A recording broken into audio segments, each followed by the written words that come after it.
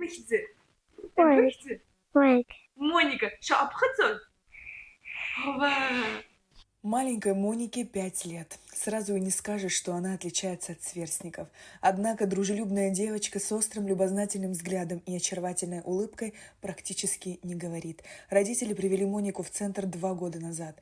Тогда она не могла вымолвить и словечко. Теперь, благодаря усилиям специалистов, работающих здесь, Моника заговорила. Уже аже колхоз духмар это апш колхоз дарца дешхан духу.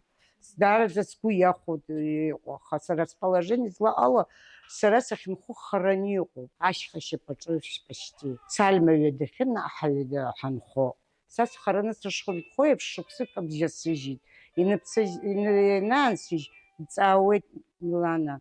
Иқалеш зимнуқой нуха сара сфизлануқwa машина сымаӡамцәеит.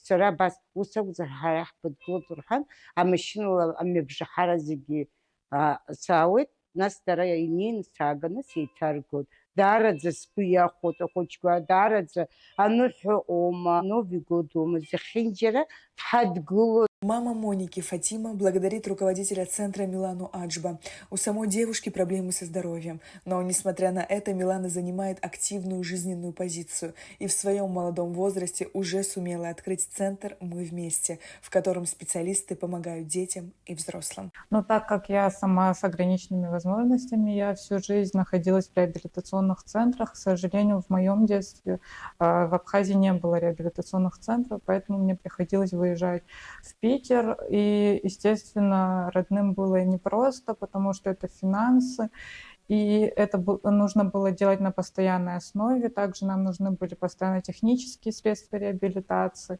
И когда в Абхазии открылся республиканский реабилитационный центр, я на постоянной основе находилась там на реабилитации.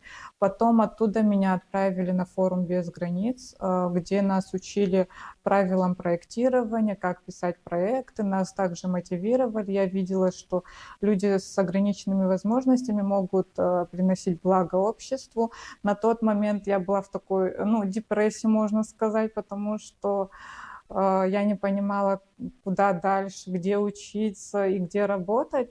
И когда я вдохновилась, я вернулась в Абхазию уже с готовым проектом. Открытие центра стало возможным после того, как Милана приняла участие в социальном проекте совместной программы Европейского союза Организации Объединенных Наций по развитию сельских территорий Абхазии «ЭНПАРТ», где она выиграла грант. Они открыли этот центр, они оснастили центр технически, тренажерами. Я начала искать команду. Первые это были мои уже сотрудники, которые со мной работали. Они приезжали с Сухума. И потом уже по чуть-чуть на местах мы начали находить психолога, дефектолога, массажиста. Они с открытия центра с нами и работают с первых дней. Они знают всех детей. Каждый подход к каждому ребенку индивидуальный. И мы здесь как одна семья, потому что мы чувствуем всю проблему. Мне нравится то, что они не воспринимают меня как человека с инвалидностью. Также это отражается на детях, потому что мы уже как друзья, и они видят, что если мы сейчас вложим потенциал в этого ребенка, то он будет полноценным членом общества. Еще одно направление работы центра – перераспределить технические средства для реабилитации от тех, кому они не нужны, тем, кто в них нуждается. Помимо реабилитационной деятельности, сотрудники центра проводят различного рода мероприятия, направленные в первую очередь на развитие волонтерского движения с целью поддержки взрослых и детей с ограниченными возможностями здоровья. Работаем с волонтерами. Это школы, это ученики старших классов. Они приходят, они с ними здесь занимаются, они потом дружат, они проводят различные мероприятия.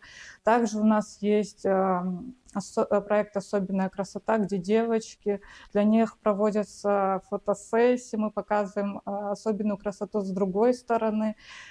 Также мотивационные встречи, это спикеры, которые с инвалидностью в Абхазии, они чего-то уже достигли, они рассказывают о своем опыте не только в Абхазии, но и с России. Мы подключаем онлайн. Это очень мотивирует детей. Несмотря на все достигнутые успехи, у благотворительного центра помощи «Мы вместе» есть определенные сложности. Сейчас подопечных 80. К сожалению, нам не хватает кабинетов. У нас сейчас только 3 кабинета. На безвозмездной основе сотрудники работают 4 раза в неделю. К сожалению, у нас сейчас нет финансирования, проекты приостановили, и поэтому уже 4-й месяц мы работаем без зарплаты. Результаты упорной работы над пациентами дают хороший результат, но для этого нужны месяцы, а порой и годы. Посильную помощь центру оказывает администрация района. В 2021 году Всемирный Абхазо-Абазинский конгресс передал центру медицинское оборудование, маты для занятий, балансировочные и степ-платформы, а также специальные ролики, необходимые врачам для занятий с детьми. Директор центра «Мы вместе» считает, что общество должно быть инклюзивным. Только вместе возможно интегрировать детей СОВЗ в обществе и убрать ограничения и рамки, уверена Милана. Сария Кварацхеля, Музафар Астанов, Абхазское телевидение.